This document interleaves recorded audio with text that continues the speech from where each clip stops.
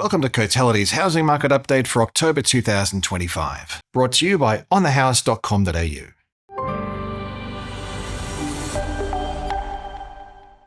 The Australian property market is gathering strength as we head further into spring, with September marking the strongest monthly gain for national dwelling values since October of 2023.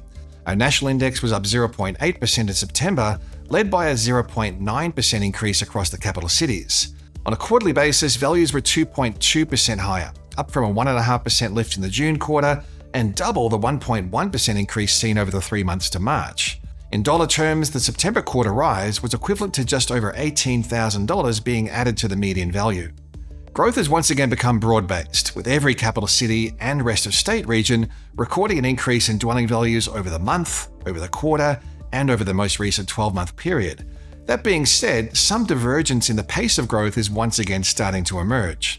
Perth and Brisbane are once again pulling ahead of the larger capitals, with values up 4% and 3.5% respectively through the September quarter, with the pace of gains being led by the unit market.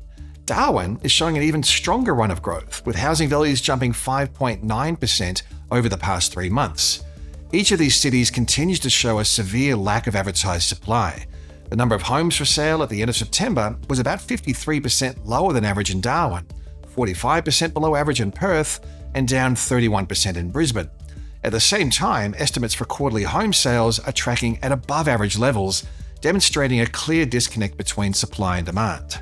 Home values have risen across each of the broad value tiers. However, the strongest pace of growth has rippled from the lower quartile of the market to the broad middle of the market.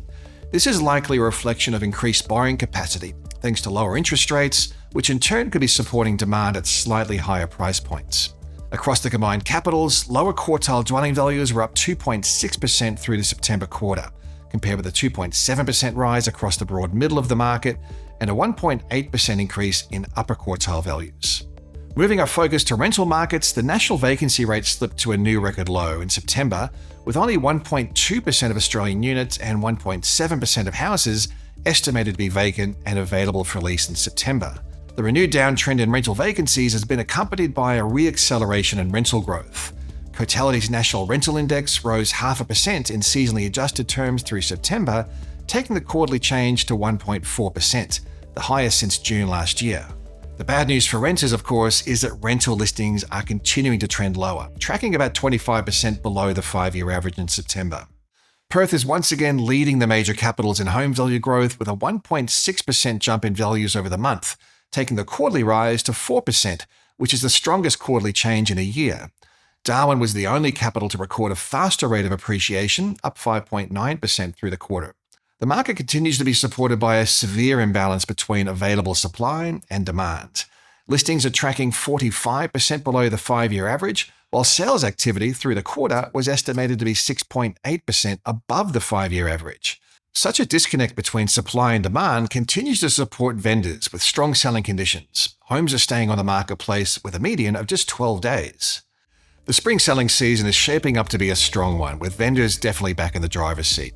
Low advertised stock levels and higher buyer demand are a recipe for solid selling conditions that will likely see prices lift further through the rest of spring and into the end of the year. The 75 basis point cut to the cash rate has played a key role in supporting housing activity. Borrowing capacity, based on a median household income of $106,000, has increased by about 7% since the first rate cut in February, and lower interest rates have supported a lift in consumer sentiment, which is really important for high commitment decision making. Despite a minor slip in September, the monthly consumer sentiment index is 12.8% higher than a year ago, with the upswing in confidence being accompanied by a rise in purchasing activity.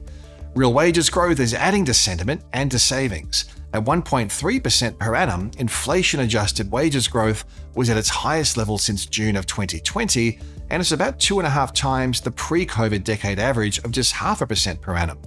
Stronger wages growth alongside lower debt servicing costs should help to further support purchasing activity and sentiment.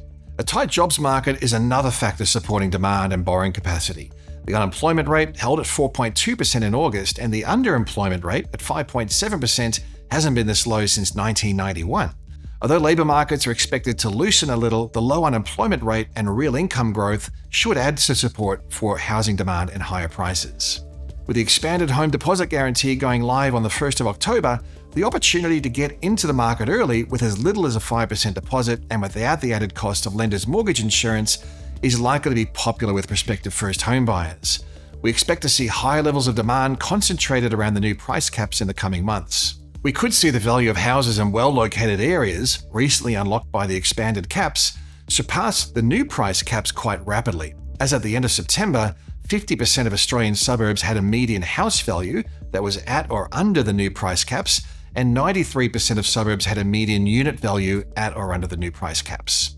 Although the outlook for housing markets is looking increasingly positive, some headwinds remain that will likely keep the rate of growth in check. Stretched affordability is arguably the most significant factor keeping a lid on value growth. Based on data to June, the median national dwelling value to household income ratio was only marginally off record highs at 7.9, with Sydney recording a ratio as high as 9.6.